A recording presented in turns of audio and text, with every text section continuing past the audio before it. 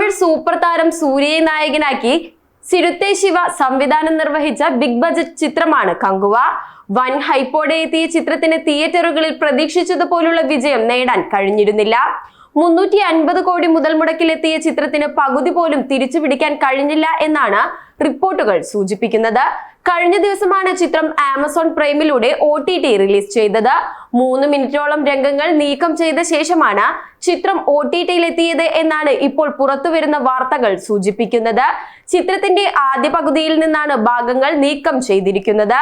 Yolo എന്ന ഗാനം പൂർണ്ണമായി നീക്കം ചെയ്തതിനൊപ്പം ദിശ പടാനി അവതരിപ്പിച്ച ഏഞ്ചലിനയുടെ പല രംഗങ്ങളും നീക്കം ചെയ്തിട്ടുണ്ട്. അതിനൊപ്പം ദി ബോയ്സ് മോയോ മോയോ സീനുകളും യോഗി ബാബുവിന്റെ ചില രംഗങ്ങളും OTT പതിപ്പിൽ നിന്ന് നീക്കം ചെയ്തിട്ടുണ്ട്. എന്നാൽ സിനിമയുടെ മോശം പ്രൊമോഷനെ കുറിച്ചുള്ള തമിഴ്നാട് തിയേറ്റർ ഉടമകളുടെ വാക്കുകൾ ഇപ്പോൾ സമൂഹ മാധ്യമങ്ങളിലൂടെ പ്രചരിക്കുന്നുമുണ്ട്.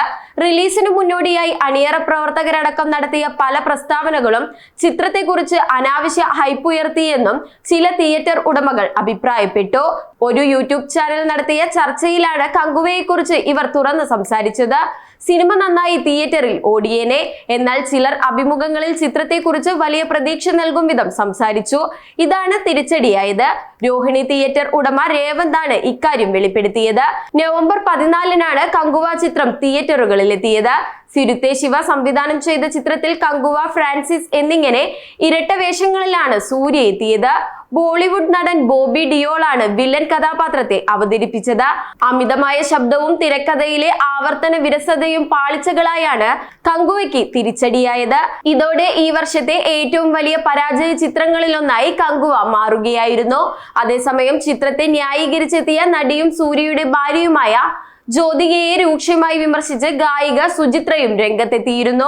വിവാഹത്തിനു മുൻപ് വരെ നിങ്ങളോട് ബഹുമാനമുണ്ടായിരുന്നു, എന്നാൽ കങ്കുവ സിനിമയെ ന്യായീകരിച്ചുകൊണ്ടുള്ള നിങ്ങളുടെ പോസ്റ്റ് കണ്ടപ്പോൾ അത്ഭുതപ്പെട്ടെന്നാണ് സുചിത്ര ഇൻസ്റ്റഗ്രാമിൽ കുറിച്ചിരുന്നത്. കങ്കുവ വളരെ മോശം സിനിമയാണെന്നും ഭർത്താവിനെ സപ്പോർട്ട് ചെയ്യാൻ എന്തൊക്കെയാണ് പറയുന്നതെന്നും എനിക്ക് സൂര്യയോടാണ് ദേഷ്യം തോന്നുന്നതെന്നും സുചിത്ര വിമർശിച്ചിരുന്നു.